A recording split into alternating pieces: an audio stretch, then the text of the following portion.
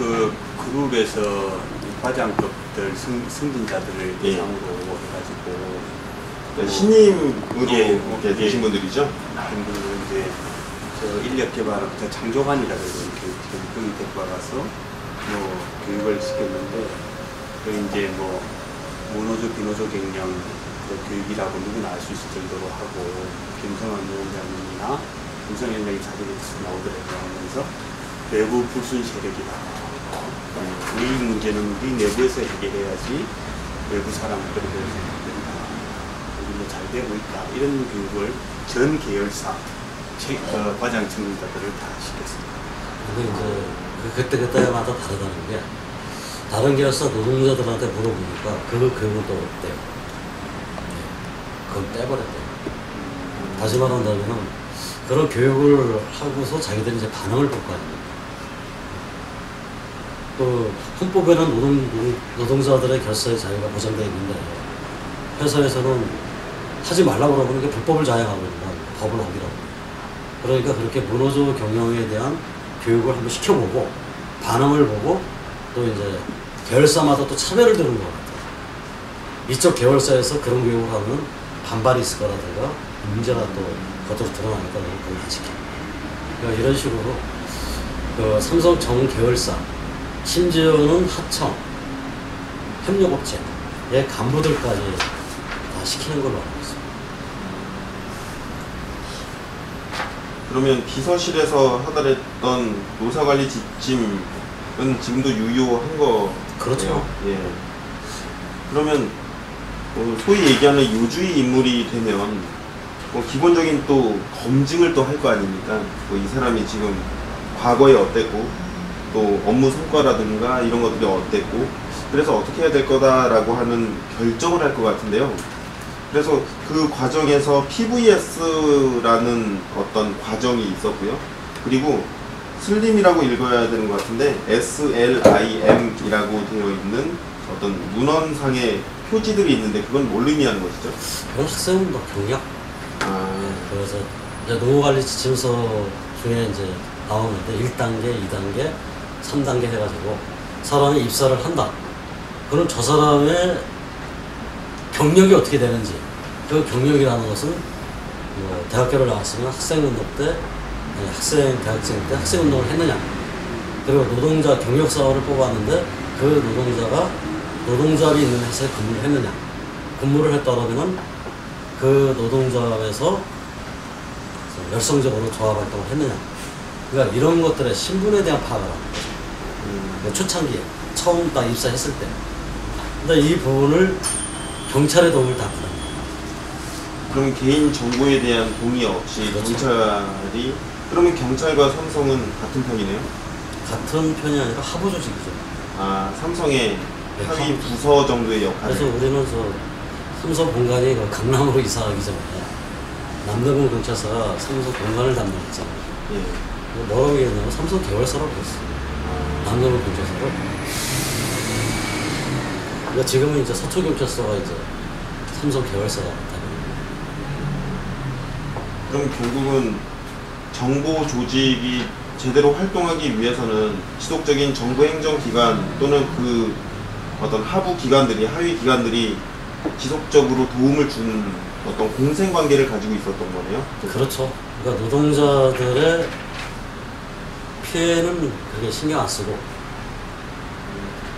그러니까 서로의 이해관계 속에서만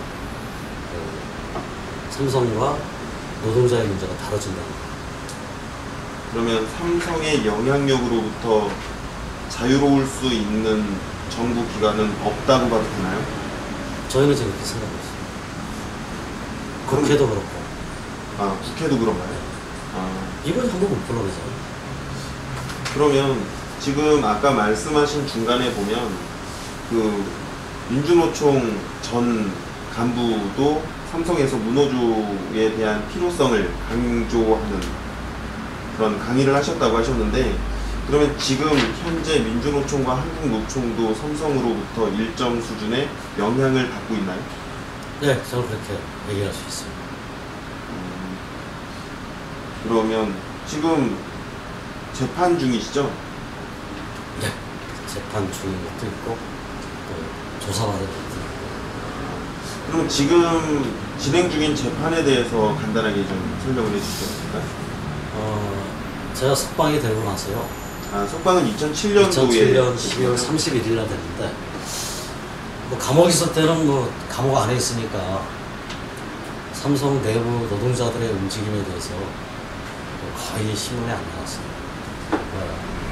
그때 당시에 그 S1 노동자들이 구조조정 당하면서 이제 고용을 요구하면서 싸운 적이 있고, 또 울산 삼성 SDI의 협력업체 하이베이트 여성 노동자들이 또 투쟁한 적이 있고, 그거는 이제 싸우다 보니까 이제 언론에 노출이 된 거고, 그 외에는 이제 그게 없었는데 한 세 가지로 크게 따지면 이제 고소를 당했어요.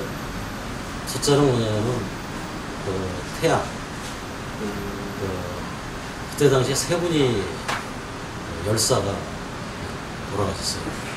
그래서 태안 주민들하고 또 삼성중공업 기름유출 시민사회 대책회의가 만들어졌는데, 거기는 환경운동연합, 녹색연합, 뭐 참여연대 해가지고 좀 많이 만들어졌죠.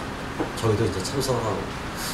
그래서 거제도에 있는 삼성중공업 앞에서 추모제를 했어요. 집회를 하려고 그랬는데 집회신고 이미 돼 있으니까. 그래서 추모제는 집회신고 안 해도 돼요. 예. 또 그거를 통영에 있는 환경운동연합 사무국장이 거제도 경찰서하고 얘기가 됐대요. 할 수 있도록 하겠다, 추모제를.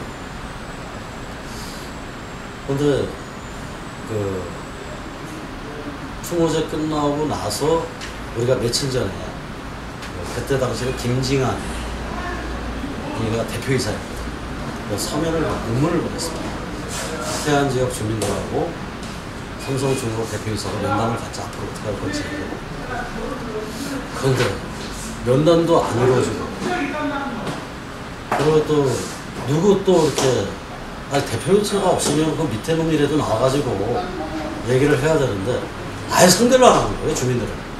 이분들은 태안에서 새벽밥 먹고 그 많은 돈을 들여가지고 오신 분들인데, 그러니까 자연스럽게 이제 면담, 그 추모제 끝나고 나서 이제 면담을 하게 됐죠. 요청을 하고, 왜 우리가 미리 며칠 전에 연락했는데 면담 왜 안 받아들이셨느냐. 그럼 김징한 대표이사가 없으면은 그 담당자라도 와서 주민들의 얘기를 들어야 될 거 아니냐. 근데 그것마저 못하고 경찰 병력을 동원해서 S1 동원해서 틀어막더라, 정말. 그러니까 주민들이 뭐 열을 안 받겠습니다. 나이 드신 분들인지. 근데 이렇게 두면 안 되겠다 싶어가지고 내가 좀 나섰어요. 나서가지고 하나 둘 셋 하면 미십시오. 그래서 땡기고 밀고 땡기고 밀고, 그거 젊은 놈들을 주민들이 어떻게 당하겠어요. 근데 그렇게 하고서 이제 나는 이제 주민들 우리 이걸로 이제 정리합시다. 또 이제 해상에 가서 크레인 또 시위도 또 환경운동연합에서 준비를 해가지고 그럼 배 타고 가야 되거든요. 그래가지고 주민들이 이제 동의를 해서 이제 항의 면담을 하려고 했는데 그걸 못하고 그렇게 이제 항의 방문만 이제 돼버려요. 근데 그걸 가지고서 나한테 집시법을 위반했다. 근데 그때 당시에 나보다 더 유명한 사람들이 많았거든. 환경운동연합 공동대표도 와 있었고, 그리고 다른 단체에 있는 사람들도 와 있었고, 그리고 고소를 하려면은 다 고소를 하든지. 근데 내가 거기서 한 거는 추모제 때 발언 한마디 한 거고, 또 그걸 끝내고 나서 항의 면담을 하자 미리 공문을 보내놨으니까 일단 항의한 거, 그리고 지역 주민들이 스스로 계란을 준비해 오고 계란을 뭐 던진 거. 근데 이제 그런 것들에 대해서 이제 발목을 잡으려고 그러더라고요. 내가 움직이는 거에 대해서. 그리고 그런 게 또 하나 있었고, 또 하나는 뭐냐면은 삼성중공업에서 거기는 이제 노동자가 없으니까 노동자 협의회라고 해요. 87년도부터 89년까지 노동자들이 피 터지게 싸웠어요. 쥐약을 들고 다니면서 노동자 건설을 하기 위해서.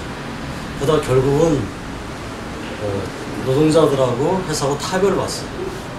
회사에서 죽어도 노동자만 안 된다고 그러고, 현장 노동자들은 죽어도 노동자를 건설해야 된다고 그러고, 그 타협을 본 게 노동자 협의회, 노동조합 성격을 갖는 거예요. 그러니까 노동조합 성격을 갖는 것은 뭐 노동 상권이 보장되는 거 아니에요. 그런데 국가에서 보장해준 노동 상권이 아니라 삼성에서 보장해주는 노동 상권, 노동자 협의를 갖고 있는 거예요. 그러면서 이제 지금 한 10년 넘게 2년에 임기가 2년에 한 번씩 하는데 98년도에 이제 삼성중공 노동자협의위원장 선거가 있었는데 출마한 사람이 위원장으로 출마한 사람이 음독 자살 시도를 했어요. 그 이유가 뭐냐? 회사에서 부정선거를 한 의혹이 있다. 내가 죽어야지만이 진실이 밝혀진다. 해가지고 이제 음독 자살 시도를 한 적이 있는데 그걸 제가 좀 도와줬어요. 이제 그걸 가지고서 이제 허위사실 유포다 해가지고 우리 노조 게시판에 그 올린 걸 전부 다 걸고 자기들은 거지가 않았는데 그렇게 했다. 뭐 이런 식의 얘기. 그리고 또 이제 제가 그 석방되고 나니까 김영철 변호사가 그 판검사들 삼성한테 돈 받은 판검사를 비롯한 사회 지도층들 이렇게 명단을 공개하고 그런 적이 있어요. 그때라. 그래서 CBS 시사자필에 가서 얘기를 하다가 김 위원장님은 왜 구속됐다고 생각합니까? 그러니까 명예훼손으로 구속되는 경우는 거의 없답니다. 또 이게 웬만한 나라에서 전부 다 그 자체가 없고 기소할 수 있는 죄를 물을 수 있는 게 없고 그냥. 그래서 내가 그랬죠. 삼성에 돈 받아먹은 판검사들이 나를 구속시켰다 생각한다. 뭐 이런 얘기들. 그리고 그때 당시에 이제 SDI에서 구조조정을 하는데 그 분들 관련된 얘기를 또 게시판에 올린 거예요. 해가지고 전체 합쳐보니까 30가지가 넘어요. 아, 지금 고소 당하신. 다 이 것만 가지고. 그러니까 삼성중공업, 삼성전자, 삼성 SDI에서 또 백혈병 문제도 자기들은 그런 게 없는데 백혈병 환자가 없는데 내가 백혈병 환자가 있다고 이제 허위 사실을 유포하고 있다. 명예를 수출했다. 근데 그 중에서 딱 2가지만 인정이 됐어. 그러니까 아까 말씀드린 거제도에서 한 추모제가 지식법을 위반했다. 그리고 하나. 그리고 이제 판검사들이 삼성한테 돈 받고서 나를 구속시켰다. 이것도 허위사실 유포다. 그래서 삼성이 고소하고 이 2가지만 인정이 되고 나머지는 다 무죄 처리가 됐어요. 그러니까 저 같은 경우는 이제 석방된 지 3년 안에 유죄가 인정이 되면은 법정 구속이 돼요. 집행유예인가요? 아니요. 그래서 누징기간, 누범기간이라고 있어요. 그러니까 다는 이제 감옥 갔다 왔어요. 다 털고 온 거죠, 이제.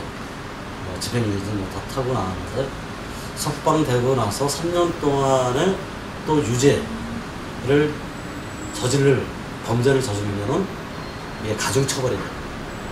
집행유예는 아닌데, 그렇죠.